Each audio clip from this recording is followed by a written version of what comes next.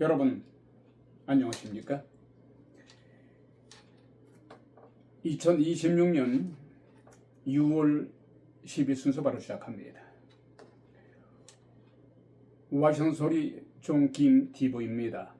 우리 대한민국의 시청자 여러분, 그리고 해외에 거주하시는 교민 여러분 안녕하십니까? 여기는 워싱턴의 수도에서 불과 20마일 이내에 있는 그에 자리 잡고 있는 와시는 소리 채널 방송국입니다. 와시는 소리는 혼탁해지고 있는 사회 질서를 바로잡기 위한 어떠한 권력보다도 앞서 있는 강력한 경고의 소리입니다. 항상 여러분들 위한 소리로 사실과 진실만을 담아서 여러분들과 함께 하도록 하겠습니다. 특히 중도적인 입장에서 좌우를 떠난 올바른 방향으로 가기 위한 길잡이가 되겠습니다. 먼저 대한민국의 소식부터 전해드리도록 하겠습니다. 이번 6.3 지방선거로 인해서 특히 선관위에 선거관리위원회에 무도한 소유의 사태로 투표용지 부족 사태로 인해서 지금 대한민국은 혼란으로 빠져들고 있습니다. 이런 가운데 대한민국 국민들의 신선한 참정권 행사를 무참히 짓밟은 선관위에 무도하고도 이 썩어 문드러진 행태는 급기야 20대, 30대, 30대 노도와 같은 분노를 사기에 조금도 모자람이 없었습니다. 연 6일째 서울대학을 비롯해서 18개 이상의 대학들이 시국 성명을 발표했습니다. 이런 급박한 상황으로 치닫고 있습니다마는 선거관리위원회에 대한 감사는 이재명 대통령 지시대로 철저하게 검경이 필두로 해서 현재 조사에 들어갔습니다마는 이것으로 모자라지요. 특검을 통해서 낱낱이 밝혀줘야 될 것입니다. 한편 검찰과 경찰은 이재명 대통령의 긴급 명령과 지시로 선관위를 고발한 고발인들을 조사하기 시작했습니다. 속도를 내고 있어요. 특히 경찰은 권력의 눈치를 봐서는 안 될 것입니다. 특히 과거에는 정치검사, 정치검찰 이런 오명이 있었잖아요. 과거와는 달리 사안이 중대한 사건임을 인정을 하고 인지하고 서둘러서 사실관계를 밝혀야 될 것이며 사태 진원지인 중앙선거관리위원회의 모든 온당치 못한 부조리를 낱낱이 파헤쳐서 국민들에게 밝혀야 할 것입니다. 특히 이재명 대통령은 이런 중차대한 사태에 대해서 심심한 유감을 표명을 했으며 검찰과 경찰의 합동수사본부를 꾸릴 것을 지시했어요. 특히 사부 요인인 입법부 행정부를 비롯해서 사법부인 헌법재판소에게 제안해서 향후 선관위 개혁 방안을 마련키로 했다는 소식도 들어왔습니다.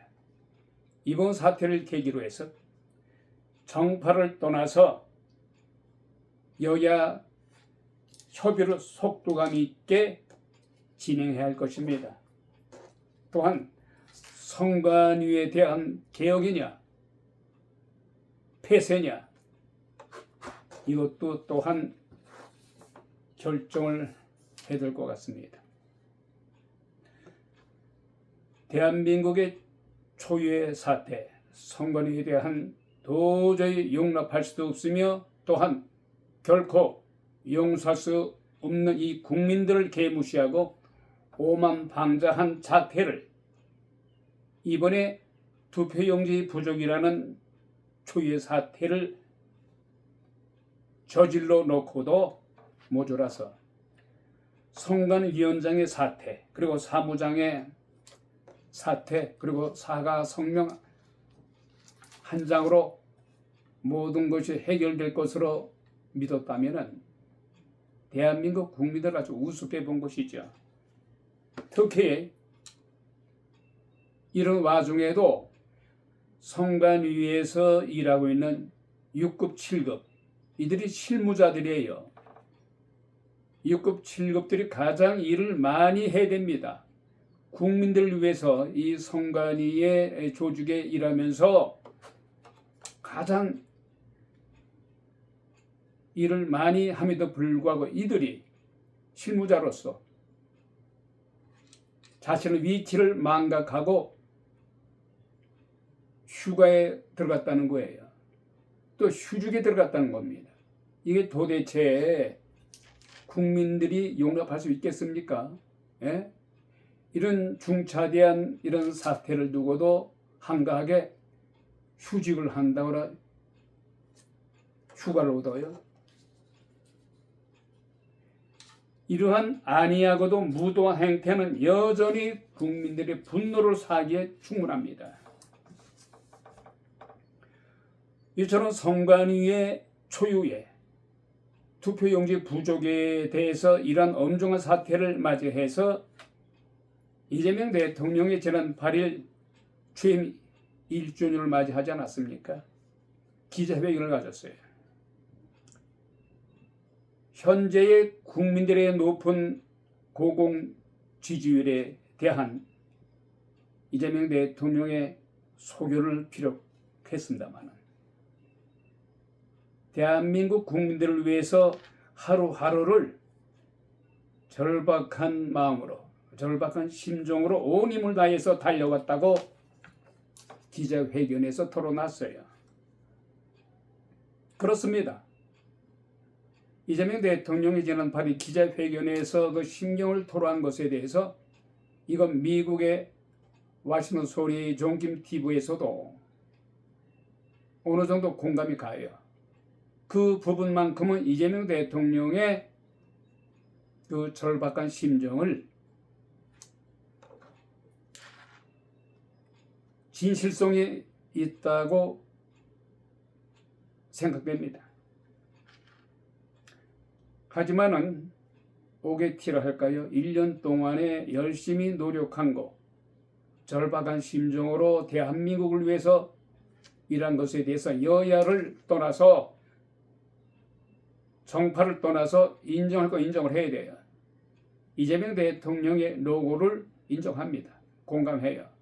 다만 오게티가 있다면은 사법부를 무시한 것이에요. 사법부를 무시하고 자신의 공소권 취소를 위해서 법을 새로 더불어민주당에 의해서 다수 입법으로 밀어붙였잖아요. 이것만큼은 결코 안 되는 거예요. 이것은 무소속으로 당선된 전 국민의힘 소속의 전 당대표 한동훈이가 말했듯이 공소 취소를 감행한다면 이것은 탄핵감이다.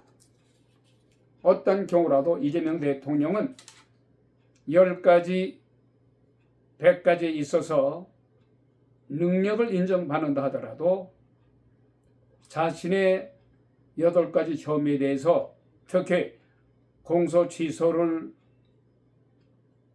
기소한 공소를 취소한다면 모든 잘된 것들이 물거품이 될 거예요. 물거품. 예? 10가지 일을 잘한다 하더라도 공소 취소를 위해서 자신의 비리를 덮기 위한 행위를 한다면 이재명 대통령은 망고의 역사를 평가하는 거기에서 5점을 남길 겁니다. 그 점을 간과해서는 아니 될 것이에요. 정령 돌파하시기 바랍니다. 재검을 통해서 나에 대한 8가지 혐의에 대해서 다시 재판해라. 그 재판 받으세요.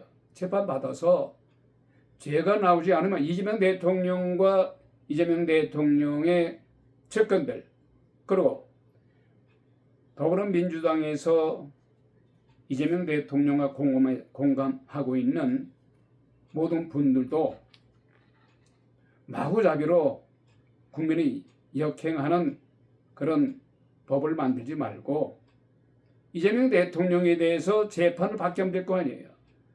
재판을 받아서 억울하면은 윤석열 전 대통령이 더더욱 비난받겠죠. 국민으로부터. 예? 그게 아니고 이재명 대통령의 8가지 혐의에 대해서 단 한 가지라도 기소될 수 있는 죄로 판명이 되면은 이재명 대통령은 떳떳이 재판에 임하면 되잖아요. 그렇지 않아도 지금 정상회의에 참석하고 있지 않습니까? 거기서 뭐라고 얘기했어요? 대한민국의 역대 대통령들이 줄줄이 사법처리 받았다. 나 또한 그럴 가능성이 많다고 얘기했어요. 그것이 자신도 모르는 사이에 그런 발언을 한 거예요. 염려가 돼서. 그러니까 정면 돌파하시라고. 그 정도로 생각되었다면은 정면 돌파하십시오. 어차피 대통령은 됐잖아요. 가령 대통령 임기를 마치고 나서 사법 처리가 된다고 합시다. 그럼 사법 처리된 것에 대해서 죄가 드러나면은 거기에 걸맞는 죄값을 치러서 사법 처리 받으면 될 거 아니에요. 그렇다고 해서 이재명 대통령이 대한민국의 몇 대 몇 대 대통령이라는 그 이름이 없어집니까? 죄가 있든 간에 있든 없든 이미 대통령이라는 자리에 올랐어요. 그 이상 더 뭘 바랍니까? 감옥 가는 것이 그렇게 두렵습니까? 호랑이는 가죽을 남기죠. 인간은 무릇 이름을 날리는 거예요. 이재명 대통령이 대통령 반열에 올라섰잖아요. 예? 그럼 청와대는 역대 이승만 전 대통령을 비롯해서 윤보선, 박정희 전 대통령, 전두환, 노태우, 김영삼, 김대중, 노무현, 이명박, 박근혜, 문재인, 윤석열, 그리고 결국은 이재명 대통령까지 대통령 반열에 올라서서 청와대 그 사진들이 쫙 비치가 됐어요. 뭘 더 두려워합니까? 사법 처리 받아요. 죄가 나타났다면은 반대로 죄가 없고 억울하게 윤석열 전 대통령에 의해서 윤석열 전 정권에 의해서 억울하게 죄를 뒤집어 받게 됐다. 그럼 윤석열 전 대통령은 더더욱 비판받아 마땅한 거죠. 이재명 대통령이 말한 것처럼 국민들은 현 정권의 모든 정책의 진행 과정에 대해서 특히 더불어민주당의 다수의 입법의 힘으로 상권 분립을 훼손하고 자신들의 입맛대로 헌법소원, 왜곡죄 등을 신설해서 사심제도까지 법을 만들었잖아요. 그건 악법이에요. 초유의 사태에 대해서 국민들은 모두 듣고 보고 있다는 사실을 이 대통령이 언급했잖아요. 대한민국 국민들은 현재는 미동도 하지 않고 있지만 현 우리 정부에 대해서 보고 있고 듣고 있으며 가만히 있는 대한민국 국민들이 대단히 무섭다. 고로 우리 정부는 더더욱 국민들을 위해서 올바른 방향으로 갈 것이다. 이렇게 얘기했잖아요. 예? 옳은 말씀이에요. 이재명 대통령 지난 8일 기자회견에서 논리적이고 그야말로 공감 있는 얘기를 많이 했어요. 예? 오랜만에 와시는 소리 종김 TV 진행하는 이 앵커도 이재명 대통령에 대해서 지난 8일 기자회견 아주 공감 많이 했습니다. 그러나 이재명 대통령의 말보다는 실천이 중요해요. 예? 말씀한 대로 이재명 대통령은 실천을 하기 위해서 노력하시기 바랍니다. 자, 이런 가운데요. 경찰이 지난 6.3 지방선거 투표용지 부족 사태와 관련해서 투표를 못한 시민과 선거 사무 담당 공무원 선거관리위원회를 고발한 시민단체 등을 고발인으로 고발인으로 불렀습니다. 그래서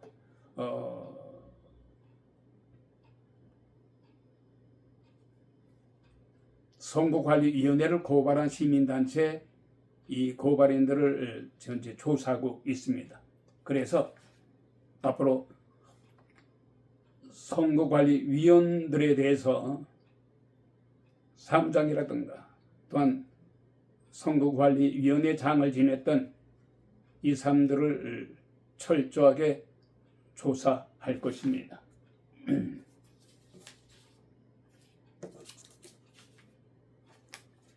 자, 이런 가운데요. 외신을 전해 드리도록 하겠습니다. 이것은 외신을 전하기 전에 우리 북한에 관한 소식을 잠깐 전해드립니다. 시진핑 국가주석이 북한을 방문했습니다. 네? 북한을 방문했어요. 그래서 김정은이하고 7년 만에 오랜만에 만났습니다. 네? 그래서 시진핑 중국 국가주석이 북한을 찾은 지난 7일 미국의 유력 매체들이 북한 경제에 대해서 오랜만에 아마 처음인 것 같아요. 북한 경제에 대해서 언급을 하기 시작합니다. 미국의 유력지인 월스트리트 저널이 논한 거에 의하면은 북한 경제가 세계에서 가장 빠른 속도로 업그레이드 되고 있다. 세계에서 가장 놀라운 경제 속도를 내고 있다. 이렇게 얘기하고 있어요. 보도에 따르면은 북한의 빠른 경제 성장 속도는 수치로도 확인된다고 합니다. 지난해 8월에 한국은행이 추정한 2024년 북한의 실질 국내 총생산 GDP는 36조 9,654원으로 집계가 됐어요. 전년에는 35조 6,454원 대비 3.7%가 늘었다는 겁니다. 이것은 8년 만에 가장 큰 폭으로 증가할 정도로 북한의 경제 속도가 대단히 빠릅니다. 이것은 김정은 국방위원장은 올해 초에 평양의 화성지구 4단계 건설을 1년 만에 마무리했어요. 네? 엄청난 빠른 속도로 1년 만에 평양의 화성지구 4단계 건설을 완성했다는 거예요. 특히 주택 1만 세대를 지어서 1년 만에 완성했다는 겁니다. 이런 1만 세대 완공은 이 미국의 로스앤젤레스, 시카고 신규 주택보다도 훨씬 많으며 속도도 빠르다. 그런데 이처럼 북한의 경제 성장은 오랫동안 깊은 관계를 맺어왔던 중국의 덕분이라고 합니다. 그리고 러시아로에서 우크라이나에 북한군을 파견하지 않았습니까? 여기서 엄청난 무기를 러시아에 판매했어요. 여기서 얻은 수출 수입으로 북한 경제가 이처럼 엄청나게 발전했다는 겁니다.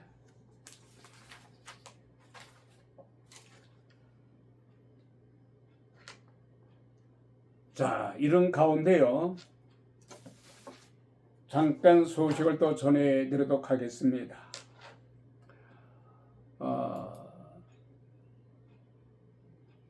우리 이재명 대통령이 지금 G7 정상회의 참석자 1호 순방에 나서지 않았습니까? 이재명 대통령이 국정 지지도가 하락했다는 한 여론조사를 두고서 SNS에 글을 공유했습니다. 이재명 대통령은 국민 여러분께 죄송하다면서 더 낮은 자세로 겸손하게 더 열심히 하겠다고 밝혔습니다. 네, 좋습니다. 이재명 대통령의 요즘에 그 발언을 보게 되면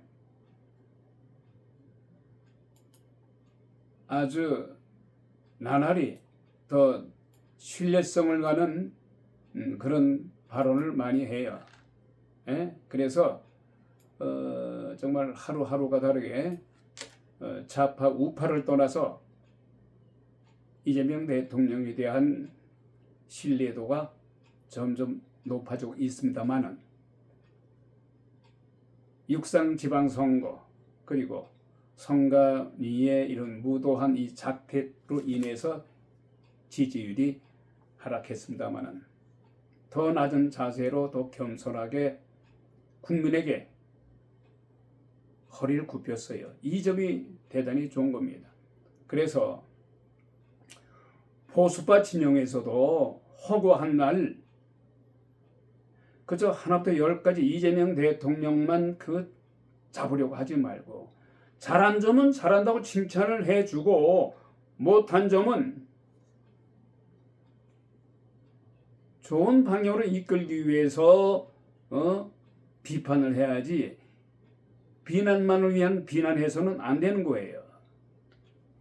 이 시간 진행자도 멘트를 뉴스하기 전에 멘트 하지 않습니까? 편견이 없이 중도적인 입장에서 방송을 하려고 노력합니다만 그동안은 주로 이재명 대통령에 대한 더불어민주당의